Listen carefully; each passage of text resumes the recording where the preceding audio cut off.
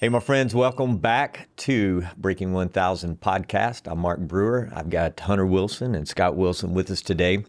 And recently in coaching some pastors and churches, this question came up. How do I know when it's time to add another service? That's a big one, especially if you're growing and you're developing and you're pursuing a double kingdom impact. You're probably going to need to add a service. So how do you know? Yeah, well, you know what's interesting about that, just to even like double click on that, is I felt like the lead pastor already came into the conversation knowing, like he already knew that they were supposed to add, but he was basically thinking in his head, like, how do I justify this to my team? Because I feel like they're going to hate me because I'm adding so much work to their plate.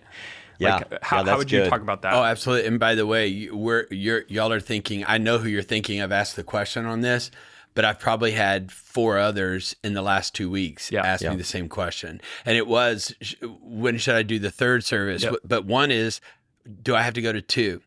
And a lot of the times it's the pain. So we say this a lot, is that you'll grow to the level of your pain threshold. Mm-hmm. When you get to the place of, I don't want to talk to the staff about another service, they're going to be so mad. Yeah. Or, there could be something, I'm going to be so mad if we have to, I'm exhausted, or I don't want to do it, or whatever it is. Or people are going to be upset of changing their service times, or whatever it is. When people are asking that, they're basically saying, I like the way we're doing things right now, and I wish we just had a bigger auditorium or bigger space or whatever. And like, I just don't know what to do, okay?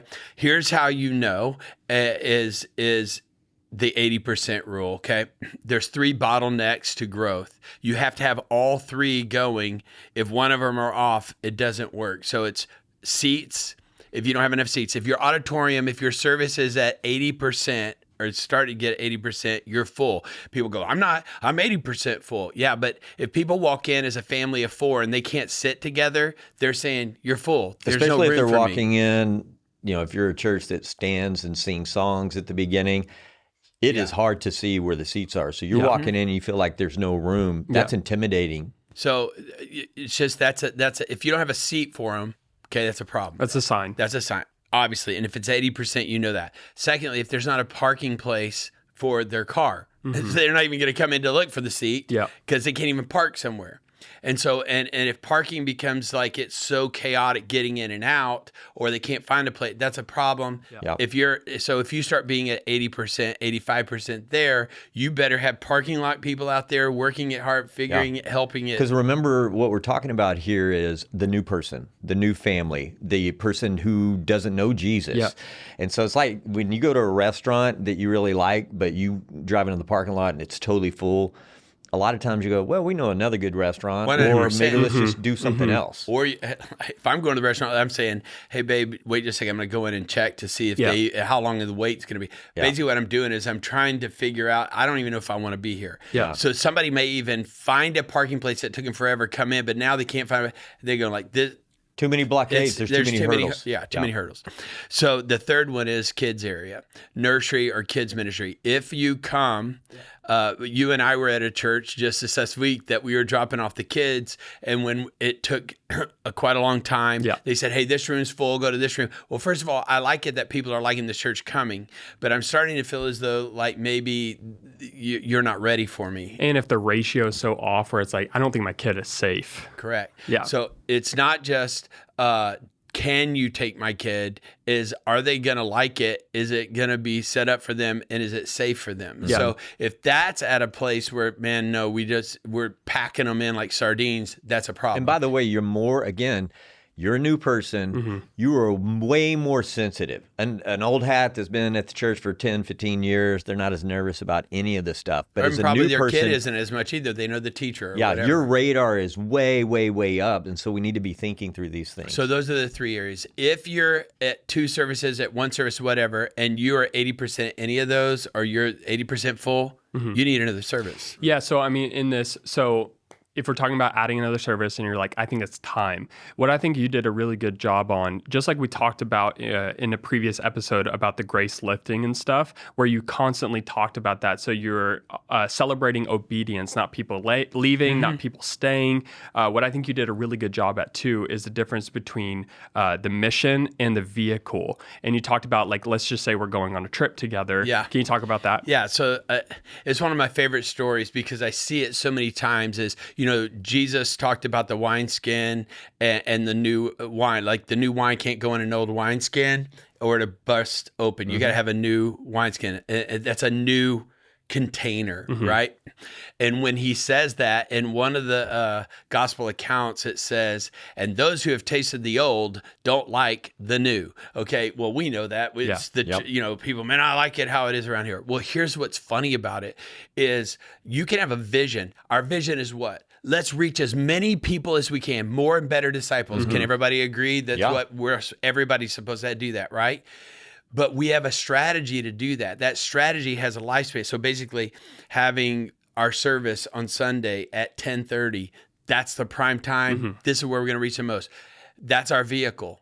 That's our strategy to do it. But there'll come a time you're at 80% in the parking lot or in the auditorium or in kids, and you're going to have to go to two or whatever. You've got to change your strategy or change your vehicle.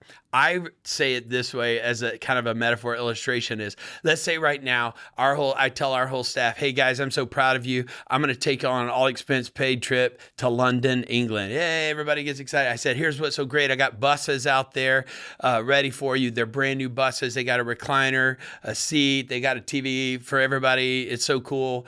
Food. We got stuff out there. These ain't Greyhound buses. No, I don't know. They're really nice. Yeah. No, there's some other. He doesn't want to shout out Greyhound. Okay, I'm sorry. I don't know. Whatever. I'm sorry if you work for Greyhound. I'm not mad at you. I'm just saying it's not like what I remember. I don't know. It's a really nice bus. It's not a. It's okay. It's not a junior high school bus. That's right. That? It's not a school bus. This is really nice, and we're gonna go to London. Now everybody goes like, that sounds good, but except for one thing is, we're going to the airport, right? Or we're going to get on a ship, right? Because there's an ocean. Okay. So that bus can take us so far, but it can't get us all the way to London because buses weren't made to go across an ocean.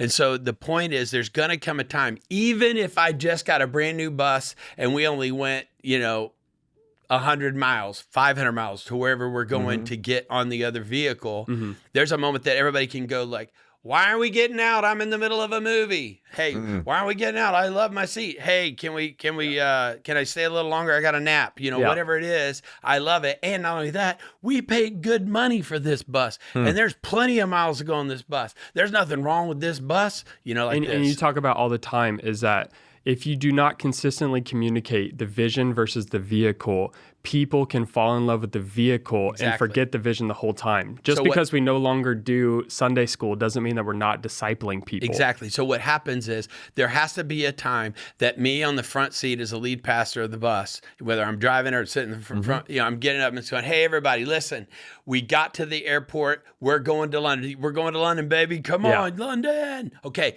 Reaching lost people. Okay. This is what we're doing. So we're going to get off. I don't want to get off. Yeah, we got to get off if we're going to London. Come on. And we're going to go get on a plane.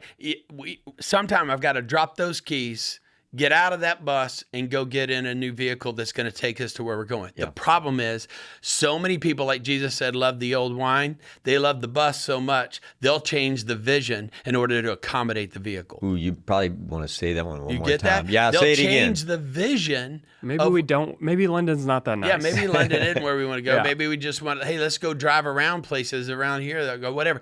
Because I like my vehicle. I like Sunday school so much, even if we don't have any more rooms for our kids or room to grow anymore because all of our rooms are full and we can't even grow in Sunday school. I like that more than I care. I want my classroom at this time in this room more than I want to see more people get saved. You get it? Yep. Hey, I'd rather have breakfast served for everybody on our staff or all of our people who are volunteering before the service and have our community and our prayer meeting than to make that a service and go to two services because it's so great. our community together.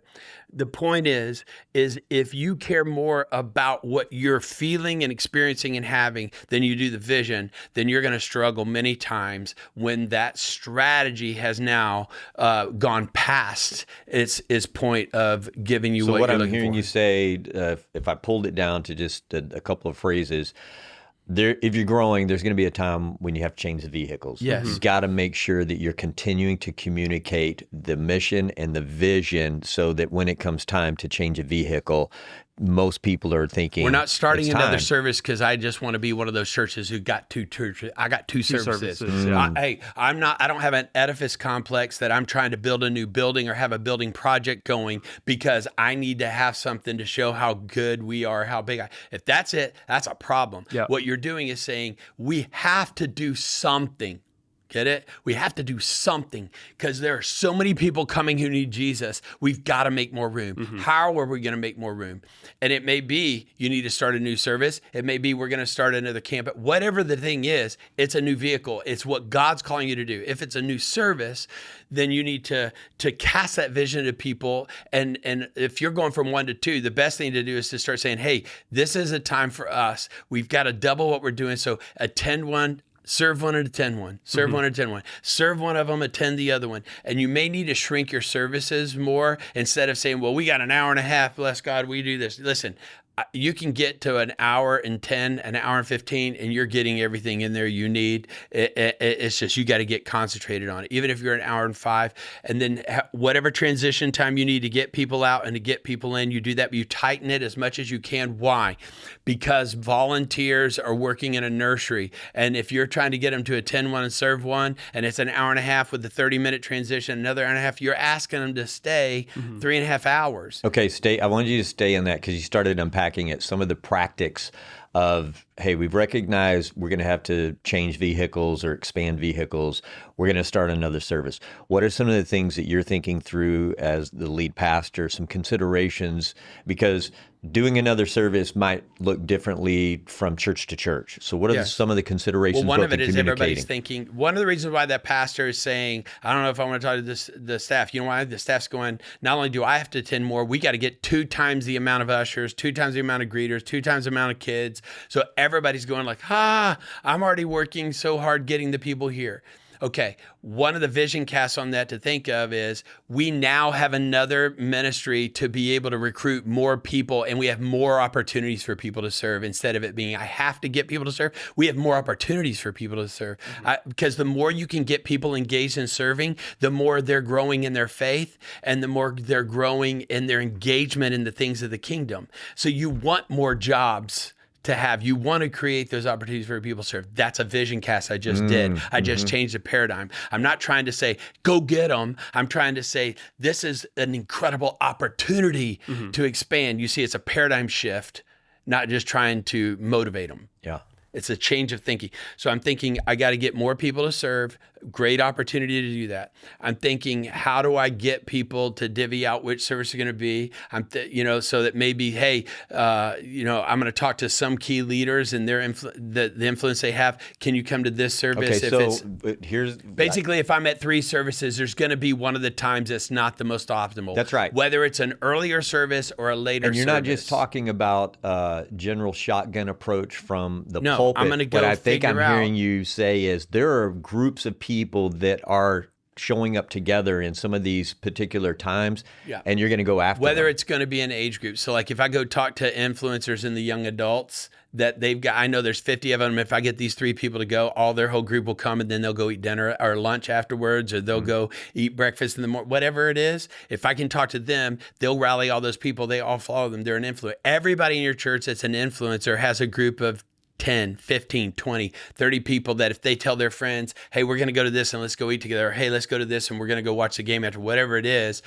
I can get a whole group of people going together and they're happy together to do that. Make sense? Yeah, so you're tapping one domino, but doing that on an individual basis. What I'm hearing you say, again, this is not a shout out, this isn't a shotgun approach, but you are targeting key individuals that influence groups of people. So that's one way. The second thing, and this is really when you start going, like if I have a 10:30 service and I'm going to 2, then I'm probably going to do like a 9 and a 10:30 or 10:45 service or something like that, or a 9:30, whatever. That's not as much because both of them are in that They're in the optimal sweet time, spot. okay? Yeah. But when you have to do an 8:30 service or an 8 o'clock, or you have to do a 12 o'clock service or something like this, then that's where you have to start making it what's making those services optimal to go to. So like when we did in the morning, we would always have free breakfast for everybody who came, like donuts or Chick-fil-A or whatever. So you could bring your family early, you have breakfast, you didn't have to stop and make it or whatever, you have that. We may have had communion at that service when we don't have it every week. At the other, they only have it once a month. This, you have it every week. There may be something that you're making there that is different. It's an attractional point. It's something that's unique about that service that would motivate people to be a part of that service. Yeah. Here's the thing I want to come back to on the question. Hey, when do you know you need to do this? When he already knows. He's saying, when do I know I need to overcome the pain of the resistance of my staff, of our people, of wanting to change again? I think that's where you have to go through a process with them where you say, hey, we have a problem. Don't start with, we need to start a new service. Start with, we have a problem. We're 80% full here. What can we do? If we can make more, like hey, we could do parking and you're okay in the others, then maybe that's a good move and you figure that out. Great. It's if it comes down to this is what our move is, then you're helping everybody to engage. Does anybody have another idea, another solution? Okay. If not, then we need to do this. And I think it's really important to be thinking about the spouse as well. A lot of the lead pastors, I mean, I know with like you and mom, like you and I can come to her with ideas for Ready, Set, Grow of like, man, we're going to do this new idea. And the first thing she says is, yeah, but what's Mark going to think about that? Or how's that going to affect him? There's probably somebody in the relationship that is more empathy driven or relationally driven of like, how are people going to feel about this? And it's so important to always come back to, there is nothing sacred about our strategies. We hold on tightly to the vision, and the vehicles always have a lifespan of, it's a time where we're accelerating it. There's a time where it's booming, and there's a time where it's going to hit decline, and we got to change strategies before it goes into decay. It's funny that you just said that, Jenny, your mom, my wife, when you were a kid playing soccer on Saturdays, when Dylan was playing soccer and playing ball, all kinds of stuff, football, all that, we had games on the weekend. We made an agreement. She said to me, God's got to speak to me if we're ever going to have a Saturday night service.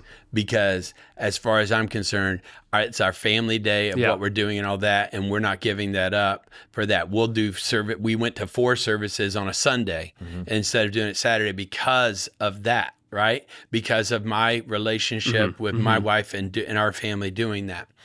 But she held it right. She said, if God tells us, he's going to tell me. Okay. And I made an agreement. I said, I'm not going to talk about it until you sense God saying it. And then I would bring it up that way. And we did it otherwise. So there is a time frame on doing the service times, but then there comes a time where you got to go, okay, we're either going multi-site or we got to build a new building, and you got to figure this out. All of it is coming down to this. The vision compels us to make the change. Not, I just have an idea, or I want to make the change to make more. Listen, build it and they will come. I've seen a lot of people build it and they didn't come. Right. Start a new service and they'll come. I've seen people start services thinking practically, if I start a new service, they'll come. They don't necessarily come. It needs to be you're doing these things in response to God moving, and you've got to make room. You don't want the shoe telling the foot how big it can get. And sometimes we have services that's so full we can't grow anymore. Yeah, and I think my just like final thought on this, and it's really just teeing you up for this, is there are some churches that we work with, and just like at the Oaks with you, is so obvious that God's trying to do something and bring people to this location. And the question is, how do I know when it's time to add a service? Okay. Well, there's definitely times when you know where you're full or people are considering you to be full. That's easy. That's easy to spot. It's a parking lot. It is the service, and it's also the kids ministry type thing. Those are obvious to spot, right? But the nuanced answer about all of this, and we don't have to go into details, is that adding another service isn't the only answer. It's like it is one of the strategies. And it's so important that you always are casting the vision of this is the vision of where we're going. Everything else is a vehicle in helping us to get there. Adding a service, adding a location, adding a Saturday, whatever, a room or whatever. Another That's room a to be vehicle.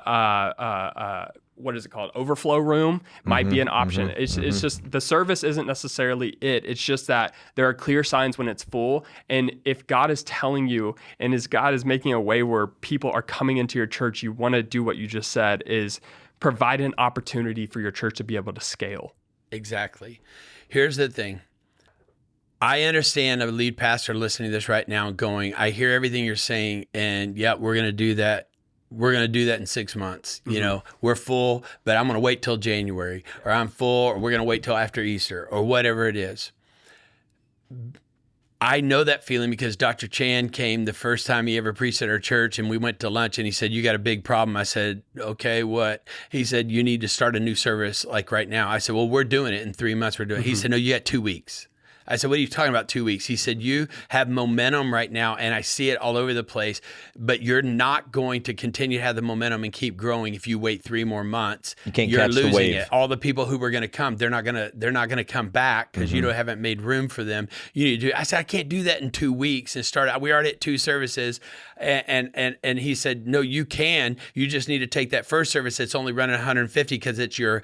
At that time, we did a classic traditional service with hymns and stuff. He said, you need to clear that out and make a whole room so you can fill it up again. I said, but man, we just got into this new building and they're going to feel, he said, dude, you got to do, are you committed to the vehicle or to the vision? Basically, there's a conversation. So he said, go talk to your dad, because I had transitioned and he was handling that service, and y'all figure it out. So we went to the cafetorium, bought all of the cafeteria. It's the cafeteria I made into a cafetorium, where we got new speakers. We gave them the Hammond organ. We gave them the grand piano in there. We set them up with everything in there and put them in a room that could seat 200.